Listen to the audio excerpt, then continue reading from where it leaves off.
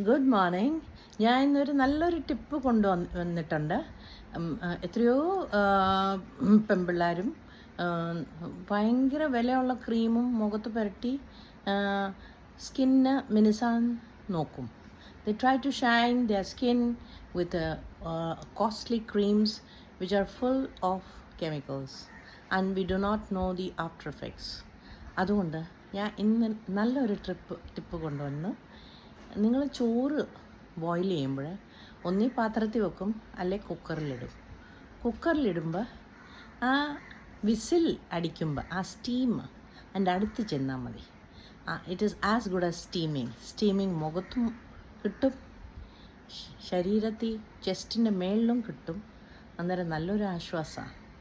പിന്നെ ബോയിൽ ചെയ്യുമ്പോൾ അത് വാർക്കാൻ നേരത്ത്, ചോറ് വാർക്കാൻ നേരത്ത് ആ സ്റ്റീം ഈസ് ലൈക്ക് സ്റ്റീമിങ്. നിങ്ങൾ മുഖത്ത് അവിടെ കൊള്ളുമ്പോൾ സ്റ്റീം മൊത്തം ഫേസിലാകും.